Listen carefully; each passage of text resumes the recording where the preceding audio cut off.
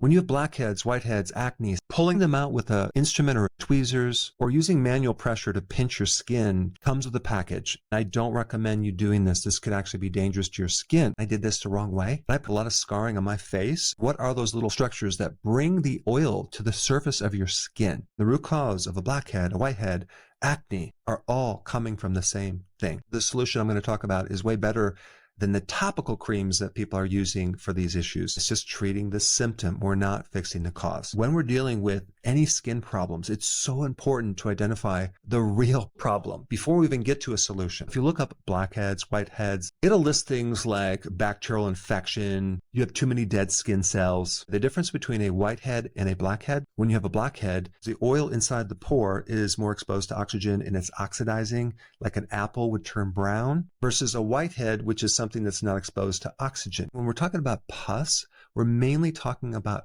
oil. One big confusion of the actual problem is thinking that the person is just producing too much oil, and that's what's causing this whole problem. Some of these topical creams do work, at least temporarily. I'm also talking about another cream called annatto extract, which is loaded with a very special type of vitamin E, which does help control the oil to some degree. One of the big things that I want to share with you is that a lot of people actually are solving the wrong problem. That is actually not true. It's not the excess oil production. The real problem is this. That little gland is producing thicker, stickier oil that doesn't flow like normal oil. What's behind that? What causes this sticky oil? There are 5 causes. The 5th cause is the most common. I just want to run through all of them so you know what they all are because they all relate to what we're going to do about it. The first thing is hormones. We know in puberty, your androgens, including testosterone, are going to be a little bit too high. That produces a high level of a certain type of testosterone called DHT. DHT makes your oil into like a glue, sticky, thick substance. Number 2, the other hormone involved in this is insulin. Having too much insulin will then raise your androgen levels. You know that insulin that's triggered by carbohydrates, sugars, starches. Too much insulin will also block number 3, which is a zinc deficiency. When you're eating a lot of refined carbs and sugar, you're depleting your zinc. Zinc is crucial in regulating the amount of oil that that gland produces.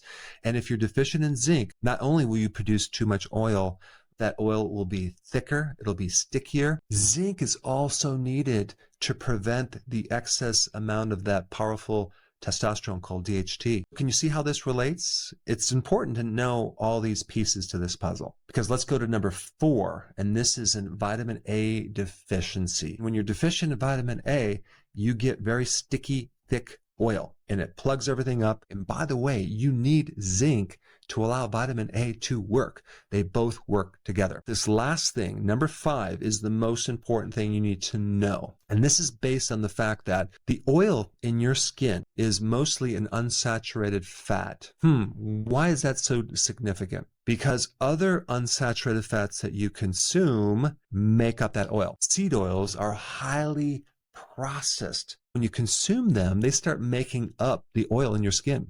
Now we don't have something natural. We have something very highly pro-inflammatory. All that seed oil will build up in your liver and prevent you from making enough bile to be able to even absorb fat-soluble vitamins like vitamin A, vitamin D, vitamin E, vitamin K. You need a healthy liver to get enough vitamin A for your body to actually have good skin. We're dealing with an industrial oil that should never be in our diet. Unfortunately, these seed oils will stay in your body for literally 1.5 years to up to 2 years. So you're going to have to avoid seed oils for a good amount of time. What type of foods are creating this problem? Well, ultra-processed foods are creating this problem. Because what's in an ultra-processed food? Refined sugars, and we have refined starches. And I don't know if you know this, but the more refined sugar you eat, the more refined starch you eat, the more you deplete yourself of zinc. And all these processed ingredients destroy the liver, which actually prevents you from even using vitamin A in the first place. And on top of all that, the sugar, the starch will really jack up your insulin levels, as well as the seed oils will also create insulin resistance, which will then cause your body to make more insulin. Your skin is getting hit from every angle. Let's look at the opposite of that.